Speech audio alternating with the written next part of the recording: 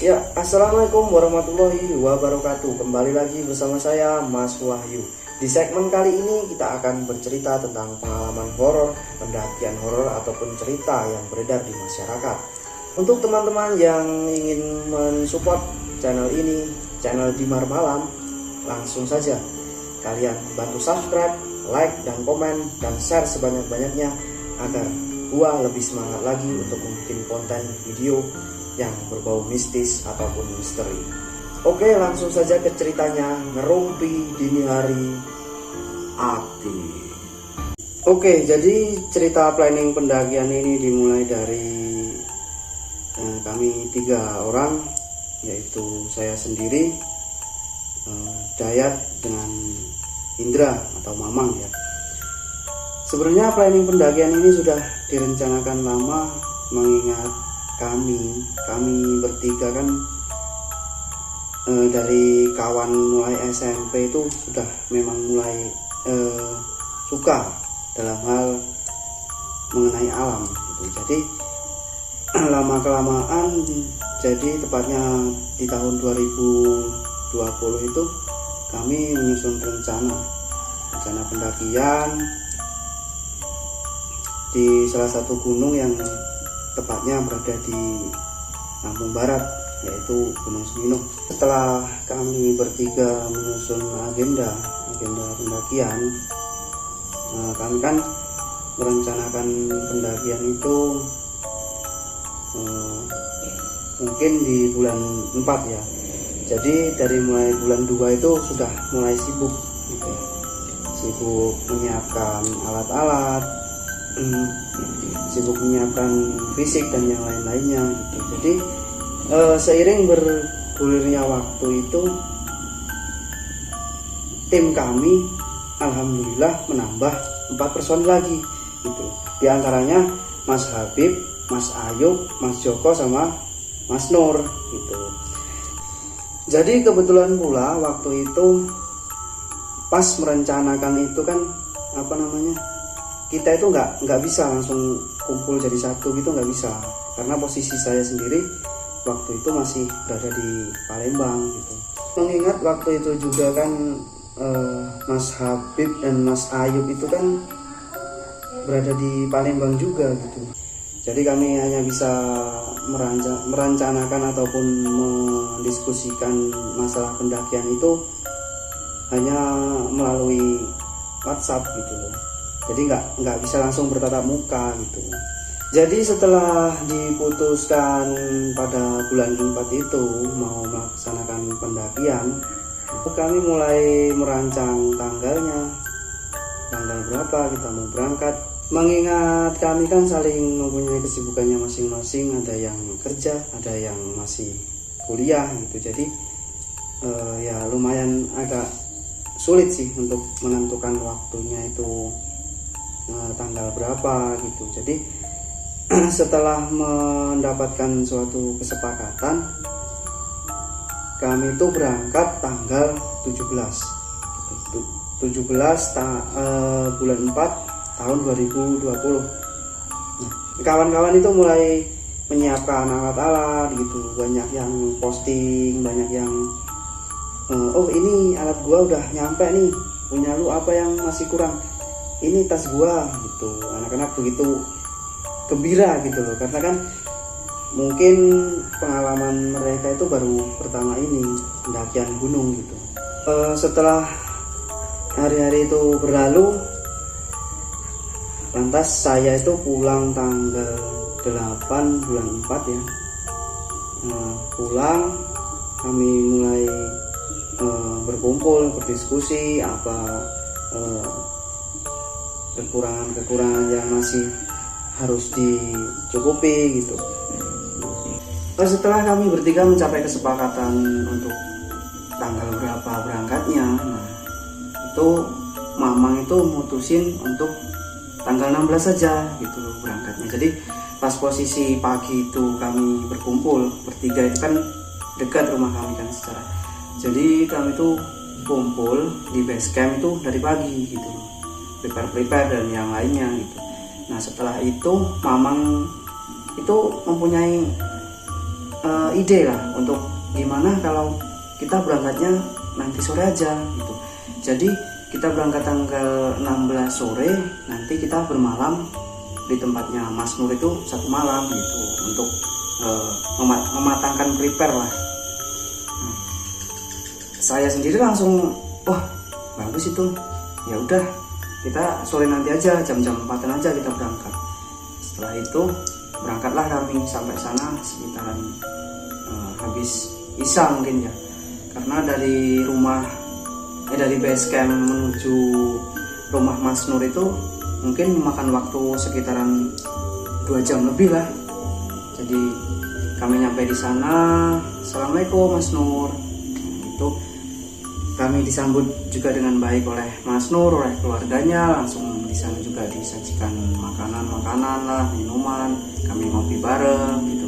Prepare perlengkapan, terus belajar mendirikan tenda karena mungkin di salah satu di antara kami itu belum ada yang bisa mendirikan tenda gitu. Jadi pada saat malam itu kita ngobrol di depan rumah sambil belajar, sambil sharing gitu, belajar mendirikan tenda bersama gitu, canda tawa sama kedua orang tuanya Mas Nur juga di sana. Pada saat waktu berkumpul sama keluarganya Mas Nur, kita ngopi bareng, ngobrol bareng, saling sharing, saling bertukar pendapat atau pengalaman yang lainnya. Di situ tiba-tiba orang tuanya Mas Nur itu ngomong, ngapain sih naik gunung? Di situ itu tempatnya dedemit, tempatnya makhluk halus. Serentak gua dan Mamang itu langsung terdiam, tercengang gitu. Dalam hati gua juga gua bicara gitu, bener juga sih yang diomongin sama bapaknya Mas Nur itu. Namun gua sama Mamang itu langsung ya udahlah gitu, sama-sama saling ngerti ya kami berdua kan. Jadi kami langsung mengalihkan pembicaraan untuk ngobrol yang lain, bercanda tawa, ngobrol-ngobrol dengan hal-hal yang lebih asik gitulah. Ada teman-teman yang lain itu nggak berpikiran negatif tentang apa yang diomongin sama orang tua Mas Nur tadi gitu. Setelah mengobrol cukup lama, berbincang-bincang dan berbagi pengalaman, ternyata waktu itu sudah menunjukkan pukul 12 malam gitu. Jadi kami memutuskan untuk beristirahat, mengingat besok kita harus bangun pagi dan melakukan perjalanan yang cukup jauh dan memakan waktu gitu. Jam 5 pagi itu rombongan kami itu bangun, kami mempersiapkan segala sesuatu untuk berangkat gitu. Tak lupa orang tuanya Mas Nur itu udah bangun dari jam 4 pagi itu untuk menyiapkan sarapan untuk kami semua gitu. Pokoknya di tempat Mas Nur itu kami udah dianggap seperti anaknya sendiri lah sama ibu bapaknya Mas Nur itu. Jadi udah ya makan, ngopi itu udah kayak rumahnya sendiri gitu. Setelah itu jam 6 pagi kami mulai bersiap-siap, kami sarapan pagi. Di situ ayahnya Mas Nur itu kembali untuk mengingatkan ataupun memberi saran ya kepada kami semua itu untuk lebih berhati-hati gitu. Yang namanya di gunung harus jaga omongan, jaga tingkah laku gitu. Mungkin ya sebagai orang tua wajar lah dikatakan khawatir, ya mesti ada rasa khawatir gitu kan. Menasihati kami kembali untuk lebih berhati-hati di sana. Itu namanya kita itu bertamu sama mereka gitu kan. Setelah kita semua selesai sarapan pagi, kami berpamitan, berdoa bersama, Lalu pada pukul 8 pagi kami berangkat. Singkat waktu, kami sampai di sana pukul 12 siang. Sampai di base camp itu kami istirahat terlebih dahulu. Sebenarnya di Seminung itu terdapat 2 jalur ya. Jalur yang pertama itu via Kota Batu yang terkenal tanjakan 45-nya yang cukup menantang. Yang jalur yang satunya lagi itu jalur via Lombok. Itu yang di sebelah sana gunung gitu. Jadi kan berhubung kami masih awal atau pertama melakukan pendakian di gunung tersebut, maka kami itu belum cukup menguasai ataupun belum tahu gitu loh bahwasanya ada jalur via Lombok juga gitu. Dan kami memilih jalur yang di via Kota Batu gitu. Nah, jam 12 lewat itu kami sampai di base camp, kami istirahat, ngobrol-ngobrol, kita ketemu langsung sama juru kuncinya gitu kan. Kita bertanya-tanya dulu tentang peraturan pendakian di sini itu bagaimana gitu, pantangannya apa aja gitu. Istirahat sejenak sambil sharing-sharing lagi sama juru kuncinya itu. Nah, pada waktu itu yang mau mendaki pada hari itu tuh cuman rombongan kami aja, nggak ada rombongan yang lain, itu nggak ada gitu deh. Jadi memang pada waktu itu entah pada saat musim penghujan apa ya atau gimana gitu, atau mungkin bulan-bulannya di waktu itu lagi nggak rame gitu. Jadi yang daki pada hari itu cuman rombongan kami aja, orang 7 itu. Di sana tanpa ada rasa ragu sih, kita juga ya udahlah, kita niatnya kan cuma mau traveling lah di sini kan, nggak ada niatan apa-apa. Kita naik gunung di sini juga dengan baik-baik gitu, izin sama juru kuncinya. Setelah itu kita sama-sama berfoto untuk mengabadikan momen, biasa ya anak muda mengabadikan momen untuk sebuah cerita mungkin di esok hari ataupun gimana. Sudah selesai, ngurusi maksi juga sudah selesai. Lalu kami mulai melakukan pendakian itu sekitar jam 2 siang. Kami start dari base camp itu tanpa ada yang berpengalaman di gunung itu. Kami pede-pede aja gitu loh, karena memang sih sama juru kunci itu sudah diberi peta kan. Nah, jadi kami cukup melihat peta itu, mungkin sudah nggak ada firasat untuk tersesat atau gimana, itu nggak ada. Singkat cerita, kami langsung setelah habis berdoa itu kami langsung berangkat melakukan pendakian. Leadernya yang pertama itu adalah Mama, dan saya sebagai sweeper untuk mengcover teman-teman saya gitu. Selang beberapa waktu, mungkin 10 menit atau 20 menitan, itu kami bertemu dengan ibu-ibu yang pulang dari berkebun. Mungkin ibu-ibu itu sontak bertanya, mau kemana dek? Si leader, si Mamang itu langsung jawab, mau muncak bu, ke atas gitu. Nah, ibu-ibu itu raut mukanya langsung berubah gitu.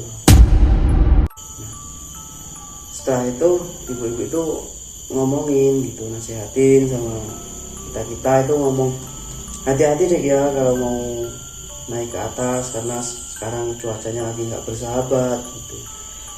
Setelah itu dengan saya melihat raut muka ibu itu, di hati saya itu udah mulai ada rasa was-was gitu.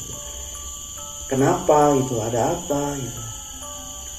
Tapi kembali lagi saya sendiri menepis perasaan-perasaan yang negatif itu, pikiran yang negatif itu untuk kembali berpikir yang lebih positif lagi gitu. Ya udah, kami hanya menjawab, "Ya Bu, makasih Bu udah diomongin," gitu. Langsung kami lanjutkan perjalanan. Nggak lama kemudian kami bertemu dengan bangunan gubuk yang udah lama nggak ditinggalin gitu, yang di dalam pikiran saya udah mungkin orangnya udah lama pergi gitu. Tapi di situ yang namanya orang mungkin adalah yang berpikiran kayak rumah itu kok rame banget gitu, padahal dilihat dengan mata itu sepi gitu loh, rumahnya nggak ada orang sama sekali di situ. Mulai curiga lah saya di situ. Langsung habis itu ya saya nggak cerita, teman-teman itu nggak cerita apa-apa, langsung melanjutkan perjalanan.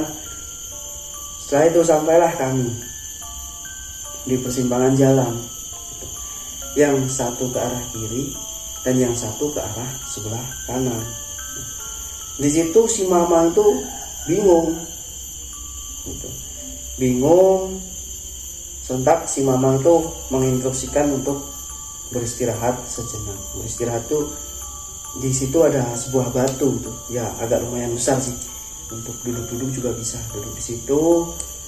Kami sambil istirahat. Setelah itu mama itu agak minggir gitu ya, terus manggil saya, "Bor, kita ini mau jalan ke arah mana?" Gitu. Sontak saya menginstruksikan kepada Mamang, "Ya udah, kita ambil jalan yang ke arah kanan aja." Gitu. Karena di situ terlihat yang di arah kiri itu jalannya kayak jalan nggak kepake gitu loh, jalan yang udah banyak rumput, banyak daun-daunan berserakan di sana gitu. Nah, yang di sebelah kanan itu banyak jejak-jejak kaki. Makanya saya menginstruksikan kepada Mamang itu untuk mengambil yang ke arah kanan aja. Sudah selesai beristirahat, minum sebentar kan, kami melanjutkan perjalanan ke arah kanan gitu. Nah, berjalan sekitar kurang lebih 20 menit ya. Tiba-tiba si Mas Nur ini ngomong gitu, "Bener nggak sih ini jalannya? Kok nanjak terus dari tadi?" Nah, secara kita lihat di peta itu estimasinya cuma kurang lebih 35-an menit kita harusnya sudah sampai di musola gitu. Lantas saya itu ngomong, "Udah, nggak usah banyak ngomong, jalan aja terus. Soalnya ini kan banyak jejak-jejak kaki gitu. Ya udah pastilah ini jalurnya," gitu. Dengan PD-nya saya itu ngomong kayak gitu tanpa pertimbangan dengan yang lainnya gitu. Ya udah, kami melanjutkan perjalanan terus dengan trek. Di situ tuh nanjak bener gitu loh, yang bener-bener menguras tenaga gitu. Berjalan sekitaran mungkin kurang lebih 20 menit itu terlihatlah sebuah gubuk di sana dari kejauhan. Sontak gue itu ngomong sama Mamang, "Itu udah sampai tuh, musola udah kelihatan tuh, ayo bentar lagi." Pada waktu itu kami tuh mulai semangat lagi, mulai gembira gitu loh. Segala bentuk kelelahan kami tuh udah mulai terobati gitu loh. Karena kan di peta itu pos pertama itu adalah musola gitu. Kami berharap, kita udah sampai musola nih. Harapan kita bisa kita beristirahat sebentar gitu kan. Nah, nggak taunya setelah kami sampai di tempat yang kami kira itu adalah musola, dan ternyata itu adalah rumah dari masyarakat gitu. Ternyata masih ada rumah di situ. Berarti saya langsung berpikir, sama Mamang itu langsung berpikir. Saya dan Mamang itu langsung serentak berpikir, kok masih rumah gitu. Kami ketok-ketok, "Assalamualaikum," gitu kan. Nah, "Waalaikumsalam." bapak itu dengan raut muka yang agak sedikit mungkin kaget ya, kenapa kok ada anak-anak nyampe di sini gitu. Setelah itu bapak tersebut bertanya kepada kami, loh dek, mau kemana emangnya kok sampai ke sini gitu kan. Lantas kami bercerita lah, ini pak, tadi kami dari ini mau melakukan pendakian ke puncak. Jadi di sana itu ada persimpangan jalan, kami mengambil yang arah kanan gitu. Jadi sampailah kami di sini. Nah bapak kita langsung ngomong, Kalian itu sudah salah jalur, kalian itu sudah tersesat berarti. bapak kita langsung ngomong, enggak, sekarang gini aja. Emang di sini juga dulunya adalah jalur gitu, jalur pendakian, tapi sekarang ini udah tertutup, jalur itu udah tertutup sama semak belukar karena udah lama gitu, nggak ada orang yang melalui jalur ini gitu. Nah, sontak diberitahulah kami, seharusnya tadi kami berbelok ke arah kiri gitu. Berhubung tadi di sana nggak terlihat arah mata panah itu, makanya saya menginstruksikan untuk berbelok ke arah kanan gitu. Sontak kami terdiam gitu ya. Aduh, udah capek-capek naik sampai ke atas, maksudnya udah capek gitu, perjalanan 1 jam lebih gitu, kita malah nyasar di sini kan. Sontak bapak itu ngomongin kita gitu loh, ngasih tahu bahwasanya itu loh musolanya di bawah gitu. Jadi bener, musola itu kelihatan gitu loh dari sana itu. Jauh banget, kita tuh udah naik itu jauh banget ya, secara perjalanan 1 jam lebih lah. Jadi udah lumayan gitu. Jadi dengan capek, rasa mungkin teman-teman juga ada rasa kesel sama saya karena saya yang menginstruksikan mereka untuk mengarah yang ke kanan itu. Turunlah kami dari situ. Setelah turun dengan badan yang sudah mulai lelah, mulailah mendung, kabut itu mulai turun menyelimuti gitu. Mulai terjadilah hujan rintik-rintik. Setelah itu kami semua memakai jas hujan. Udah selang beberapa waktu sampailah kita di pertigaan itu, di pertigaan yang tadi yang kami bingung antara belok kanan atau ke kiri tadi. Nah, di situ jalan itu terlihat jelas gitu loh. Belokan ke kiri itu terlihat jelas, padahal tadi itu pas kami berhenti itu nggak ada itu loh, jalan yang di itu tuh nggak kelihatan bahwasanya di situ ada jalan ke arah ke kiri. Dan di situ di tempat kami yang beristirahat tadi itu, musola itu kelihatan dari situ. Anehnya kelihatan jelas musola dari situ. Mungkin cuma berjarak nggak nyampe 30 meteran itu musola itu dari situ. Itu kelihatan jelas, tapi kenapa di saat tadi waktu kami berhenti di situ tuh nggak ada gitu loh, nggak kelihatan sama sekali. Anehnya di situ kami mulai, mungkin di antara kami saling merasakan ada keanehan gitu ya, tapi ya udahlah, kita berpikir yang positif aja gitu. Langsunglah kami menuju ke arah musola. Di saat itu juga hujan turun sangatlah deras gitu. Kita beristirahat sejenak di musola karena nggak memungkinkan juga waktu untuk melanjutkan perjalanan pendakian ke atas gitu kan, terlalu beresiko juga di saat hujan deras gitu. Takutnya nanti kan ada ini petir atau apa gitu kan di perjalanan. Jadi kami memutuskan untuk beristirahat sejenak di musola tersebut. Kami memasak mie dan melakukan sholat asar gitu, karena waktu itu sudah menunjukkan hampir 3:30 gitu. Setelah semuanya selesai, kami habis makan, sudah melakukan sholat asar, Mamang itu kembali bertanya lagi sama saya, ini gimana perjalanan ini, mau kita lanjutin atau gimana, atau kita mendirikan camp dulu di sini gitu. Lantas saya terdiam sebentar, lalu saya mengambil keputusan lagi. Kalau nanti lewat dari 4:30 ini kita